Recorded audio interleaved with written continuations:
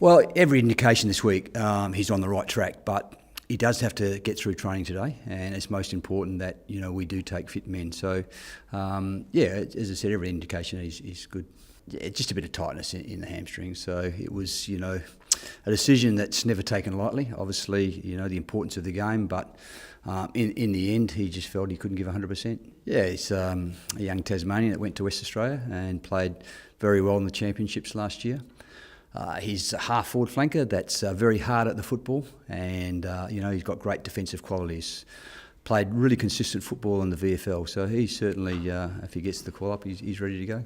The focus is always to win the games. There's no doubt about that. Mathematically, we're still in it, and we'll take each game as it comes. But if he deserves a spot, then we'll play him. It's not handing out games. It's not about giving someone the chance to play if he doesn't really deserve it. So they have to play the way that we want them to play in the VFL, and then they'll deserve the chance. But giving young kids the opportunity is certainly also an advantage going forward. Well, he's proven sort of player that plays well at the top level and in big games. So, his addition will certainly help the dynamics. Again, it's having him and Chris Judd and Bryce Gibbs, who's been in terrific form, and McLean. So it's just about having the whole sort of box and dice where you can go to a number of options. So Mark Murphy, as I said, he's the captain, he's the leader, and certainly a welcome addition back. I think he took everyone by surprise in his first game, how well he played. And, he's had very little football through his Achilles and obviously the hamstring. So, it was a little bit second game up.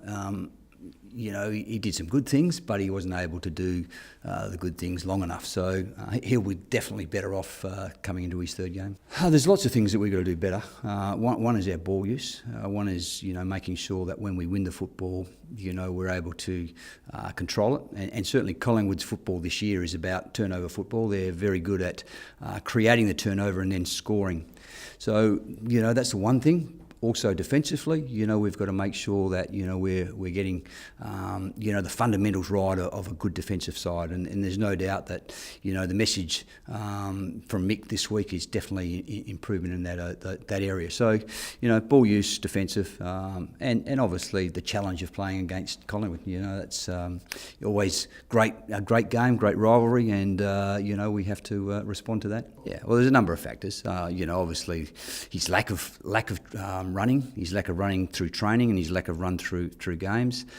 Chris always puts his body on the line and leaves nothing, to chance and nothing, So I suppose those combinations that it made it a little bit harder, but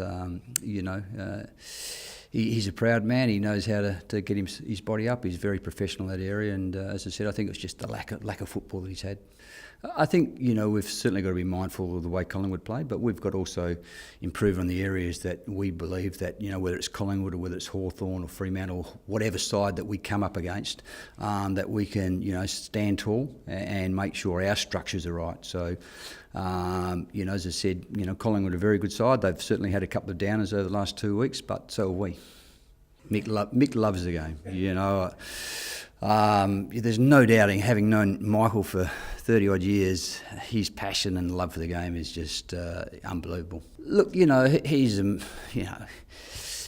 opinion. It was his opinion that I think should be respected, and probably a lot of other people out there would probably agree with him. But as I said, the most important thing is that Mick loves the challenge, he loves the game, and he'll certainly be loving the battle on Sunday night. He'd love to knock off Collingwood, but I think more importantly, he just wants to see this group of players respond to having lost the last four. And yes, we've played some pretty good football in that time, but we've actually lost all those games. So it didn't matter who we're going to play this week. We need to rebound, and we've got great belief here, and a lot of boys hold their reputations high, and so I think that they'll certainly rebound this week.